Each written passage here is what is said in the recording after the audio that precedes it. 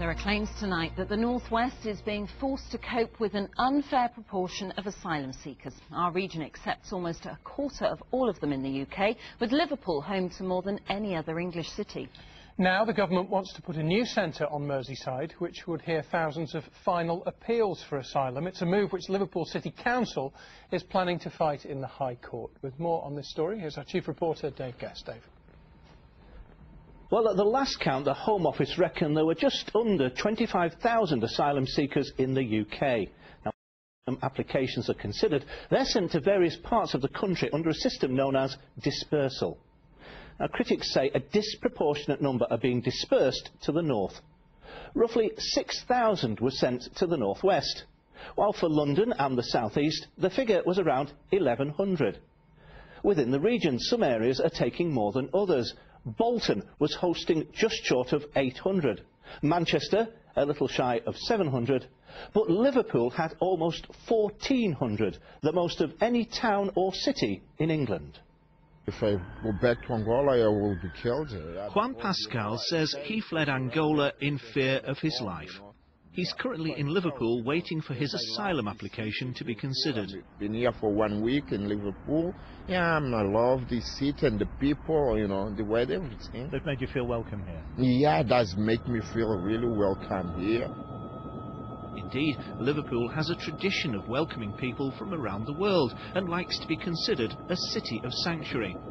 But the City Council says it's now being expected to host more than its share of those seeking asylum. These people are escaping some terrible circumstances in their own countries, so we're proud to take them.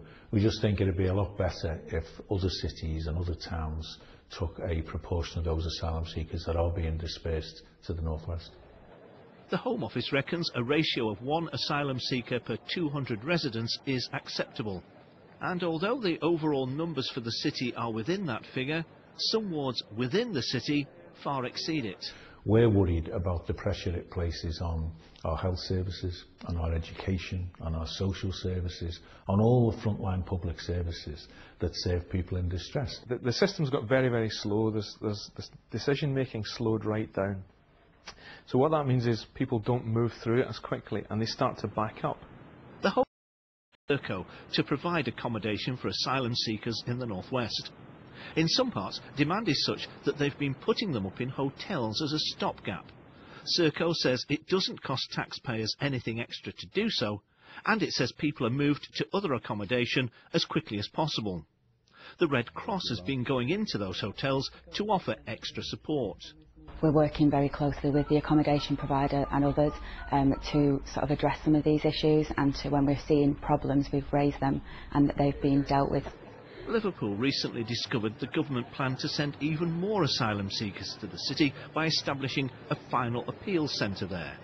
The council challenged that move and the idea has been put on hold, at least for now.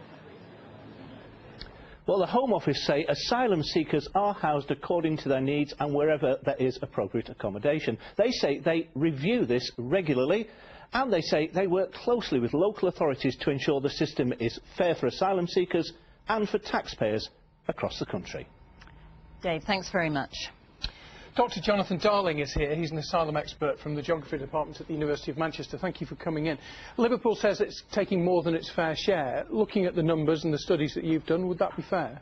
I think it's fair to suggest that numbers have varied quite considerably over the last 10 years, 12 years, in terms of how long dispersal has been taking place. And that Liverpool, alongside a whole series of other towns and cities across the Midlands, the north of England and indeed Scotland, have seen varying numbers of asylum dispersals. Liverpool at the moment is relatively high, but at the same time that number has varied in different parts of the country over time. The numbers in the southeast now are very low, or comparatively low, and this whole system was set up because of political pressure to relieve the pressure in the southeast. It seems that they've just shifted the problem north. I think historically part of that process is actually trying to fill hard-to-let social housing, and that's partly where dispersal kind of emerged from. And so one of the concerns of housing providers and indeed the Home Office was trying to allow asylum accommodation where there was housing provision, which historically was the north of England and Scotland, and I think we see that pattern very much today as well. And yet there are people who need council houses. You get that in Birmingham. I know there the city council is competing with the asylum companies, the private companies that run it, to try and get the same housing stock, aren't they?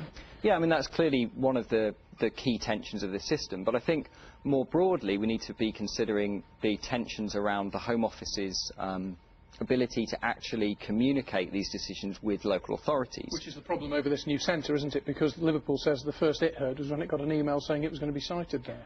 Yeah, there's certainly a track record in the dispersal system of decisions being taken without necessarily considering the impacts on wider communities and the impacts on local authorities.